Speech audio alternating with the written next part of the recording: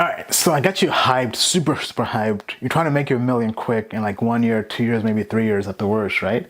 So how do you get involved in this, right? So let me show you how you invest in ICOs. So there are different ICO calendars online, different websites that have different dates when each ICO is occurring, right? So ones that I like, I mentioned earlier, ICOrating.com. I also like ICOalert.com, I believe is the name of that, right? So just go on Google, type in ICO alert, ICO calendars. I also like the calendar by Smith and Crown. They also have some reports on occasion for some ICOs, right? But basically just watch these calendars like a hawk, right? And every single month, every single week, I go through and find out what projects I like. I circle them on my calendar and say, okay, you know what?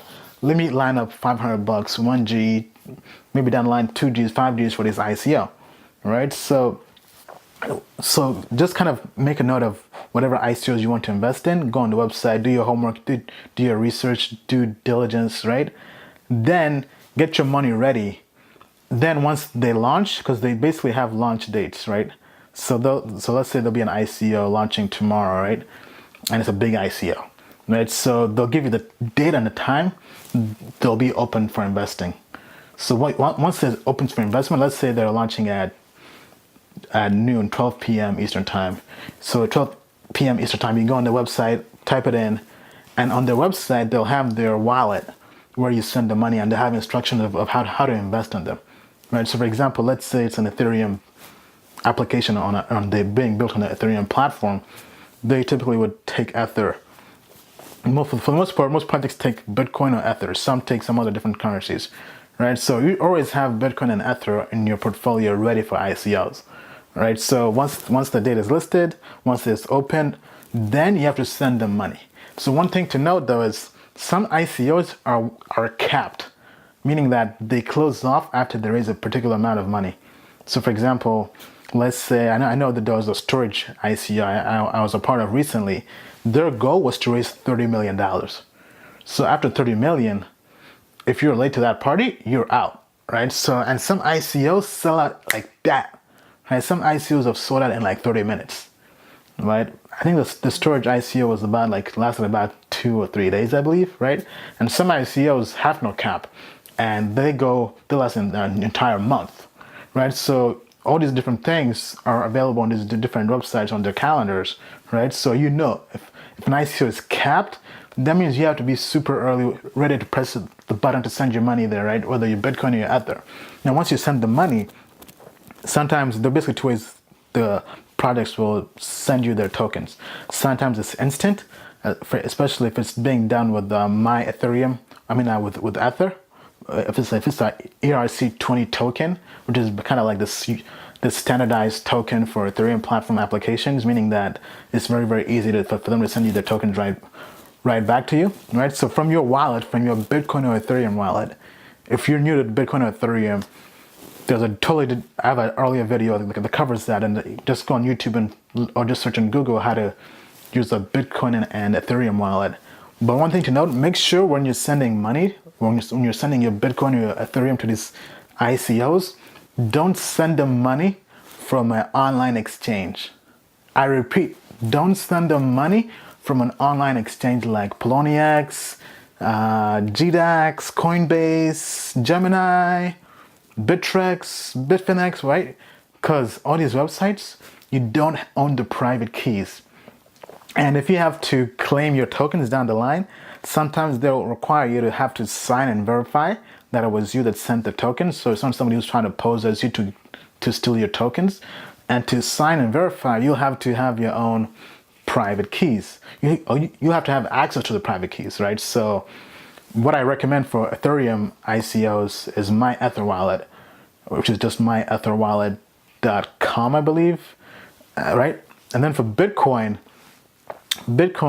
well, it kind of depends, right? Sometimes you can just use a regular wallet like Exodus or Jax, or you can just use one like blockchain.info.